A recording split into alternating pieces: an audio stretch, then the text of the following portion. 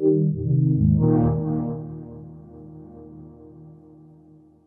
this is Jason Schroeder, the game director for South Park: The Fractured But Whole, and we're here to talk about the game today. So let's go backwards and talk about your objectives heading into this game. So when we started off on The Fractured But Whole, we wanted to make a sequel that was going to be the most authentic South Park game that it could be. So that meant being true to the South Park humor. It meant making something that looks as much like the show as possible and really making sure people felt like they were a kid in South Park.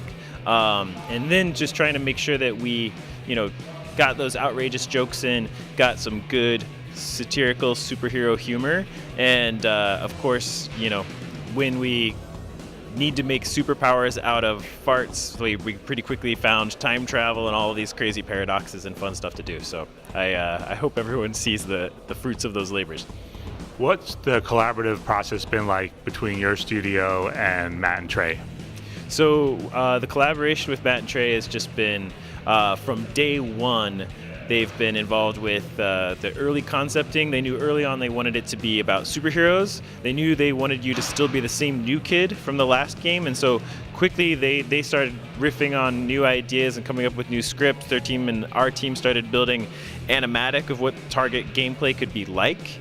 And then once we started getting the build up and running, they started playing, and we'd have weekly calls. And then as we've closed down, they've had to play and beat the game and give us notes and all of that good stuff that you'd expect, big creative directors to want to do for their creative vision.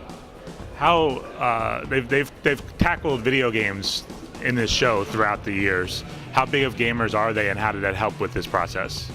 Well, Matt and Trey are both huge gamers. I think Trey is what you might consider a pretty hardcore gamer, hardcore RPG gamer. He plays a lot of tabletop games. So that was instrumental in really coming up with a common language with us on the game development side, because he could talk about D&D terms. He could talk about things like from the game Zombicide and stuff like that. And we would go, oh, yeah, we totally know what you mean. We could do this and this with the combat system.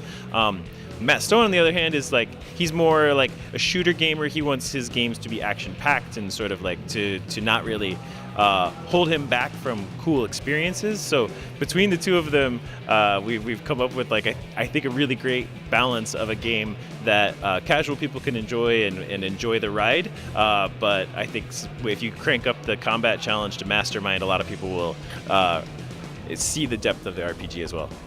The last South Park game had a really long history before it ever came out, including multiple publishers. What did having one succinct start to finish do for this game? I think that by sticking with Ubisoft the whole time, we were able to really see the vision that Trey came up with early on all the way through to the end. And our dedication to making sure that we didn't censor that we didn't do it really hold him back in any way. We knew that the success of the Stick of Truth came from really making an authentic South Park experience. So for us, from day one, that was the agreement. We want to just take and execute on your vision, and then bring what we can to it as game developers. And I think that through the last few years, we've developed a really great respect for each other.